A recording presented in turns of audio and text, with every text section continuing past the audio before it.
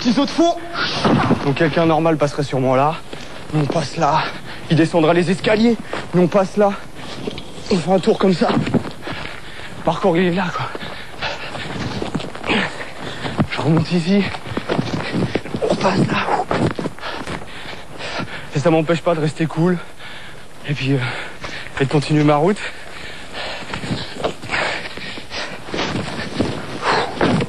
Les obstacles ils se trouvent partout. Et en les prenant on se nourrit.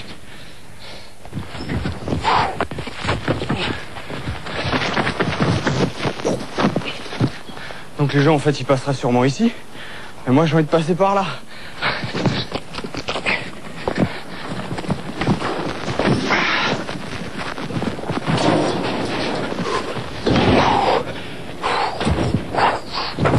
Donc là petit passe-muraille.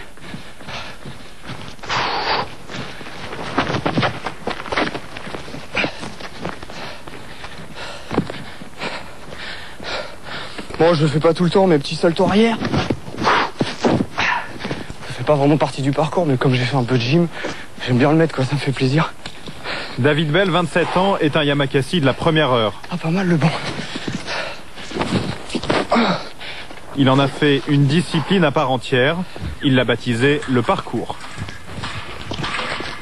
Ça nécessite d'être en bonne condition physique, parce que si on n'a pas de bras, on tombe. Donc là encore ça va parce qu'il y a quoi? Il y a 2,50 m, 3 mètres quoi. Donc au pire on tombe dans l'herbe. Mais quand on fait ça à 20 mètres, il n'y a pas d'essai. C'est soit on y arrive, soit on est sûr, soit on fait rien du tout. Donc c'est surtout un entraînement pour à la fin pouvoir être sûr que même naturellement, même s'il y a un problème et qu'on sent qu'il y a un problème, eh ben on se rattrape. C'est ça la force du truc. On trouve notre liberté là-dedans. Par terre on connaît, ça fait des années qu'on se balade par terre. Les routes qu'on a faites pour nous, on les connaît. Celle-là, là où on passe, il n'y a personne qui est passé dedans. En fait là je vais faire un saut pour montrer à des moments comment dans le parcours ça peut monter quoi. Tout cool.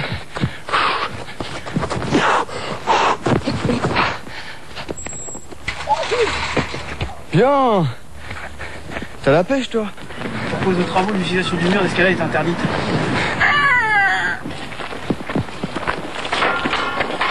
En principe, c'est interdit là? Hein? En principe? En principe? Ouais, en principe.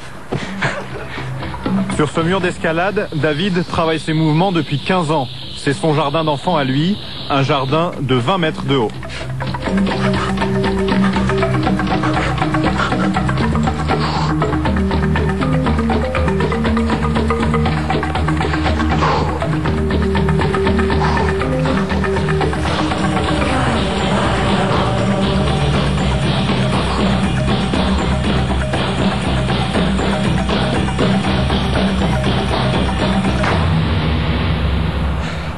Là-bas c'est Ivry. Nous on s'entraîne un peu plus dans le vert mais voilà le terrain de jeu quoi. Il y a de quoi faire quand même. Parmi les adeptes du parcours, David Bell fait figure de maître. Mais dans la banlieue sud de Paris, ce n'est pas lui la star. À Évry, voici les héros du jour. C'est une bulle. Belette. Baseball. Et là, l'araignée. 7 jeunes qui ont grandi ici et sont les vedettes du dernier film produit par Luc Besson, Yamakasi. Oh, c'est bon ça. C'est ici qu'on a commencé vraiment, que ça a commencé par des jeux, qu'on a commencé à jouer et à s'amuser quoi, voilà. Alors les gars? Ouais, et toi? Fernando, tu vas bien? Ouais, là j'ai vu la bande-annonce, ouais, ça a l'air pas mal. C'est la classe. Oh, franchement, c'est mortel.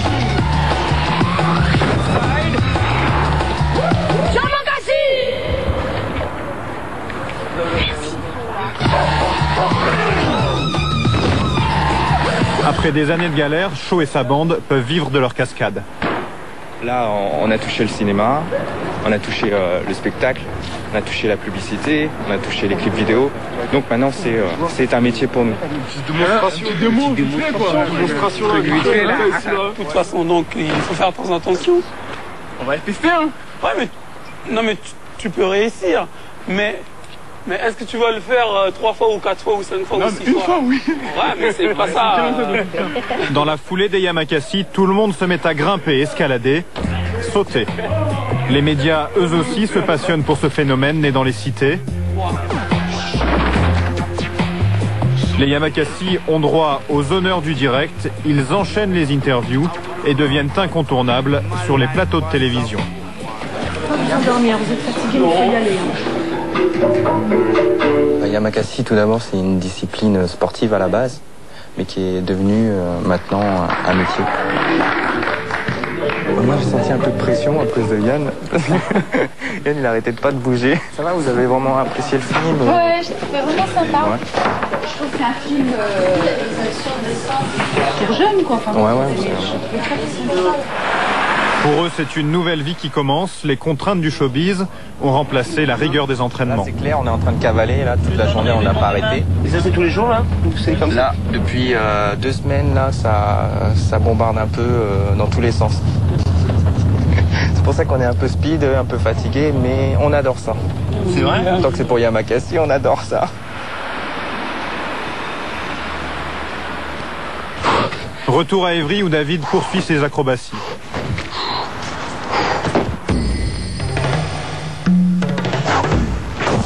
David ne fait pas partie de la bande qui joue dans Le Dernier Besson. Il se lance dans le cinéma en solo. Il vient de tourner un court-métrage avec des copains du quartier. Il a même décroché 4 jours de tournage avec Brian De Palma à la fin du mois.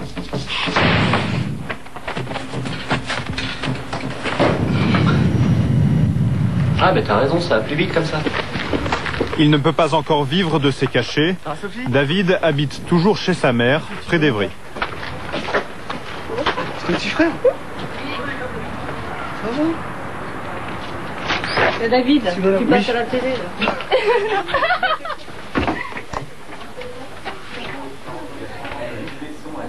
De lui aussi, on parle désormais à la télévision. Auprès de ses troupes. On n'avait pas les mêmes objectifs pour dire. Je suis fière, oui, bien sûr. Oui, je suis fière de David et on a eu un petit peu peur au début parce que bon, il en a quand même bavé et il a travaillé beaucoup, donc il n'y a pas de raison. La passion de David n'est pas née par hasard. Tu prends cette photo-là. Elle est où la première photo de papa quand il fait un salto? Chez les Belles, le sport, le risque, c'est une histoire de famille. Son père était enfant de troupe au Vietnam, puis sapeur-pompier. Dans la brigade, on le surnommait Kamikaze. Cette photo-là, elle est où la première photo de papa quand il fait un salto? Son frère, pompier lui aussi, est un sportif confirmé. 2 photos. Il y a 30 ans d'écart. Elle est bien celle-là. Hein. Voilà. Et au moins, ça fait des photos originales.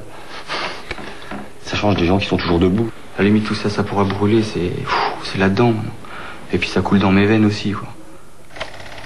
Le père de David et Jean-François est mort brutalement il y a quelques années. Si David est devenu ce qu'il est, c'est aussi grâce à cette figure inégalable.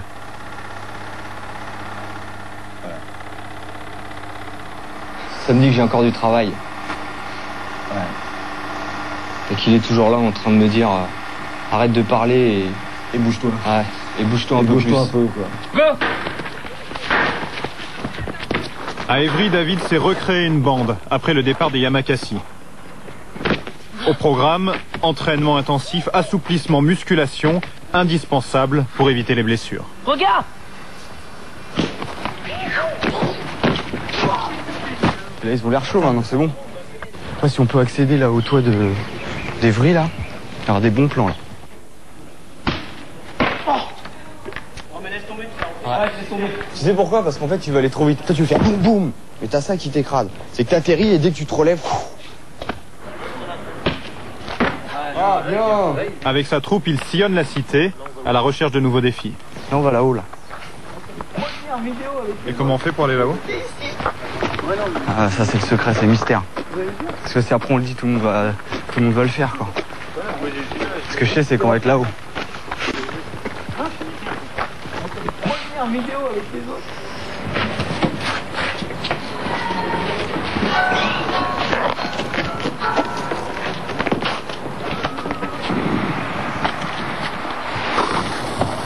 Moi je me revois à leur âge tout seul en train de me dire est-ce que vraiment ça sert à quelque chose? Est-ce que sans penser un jour qu'on peut gagner de l'argent ou faire des shows, des spectacles? C'est une quête par rapport à mon père surtout, c'est mon histoire. Et dans mon histoire je me retourne et puis il y en a d'autres qui me suivent. Je trouve ça trop fort.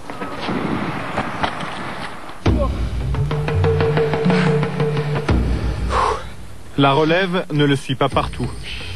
Lui seul peut descendre cet immeuble de 4 étages en un temps record.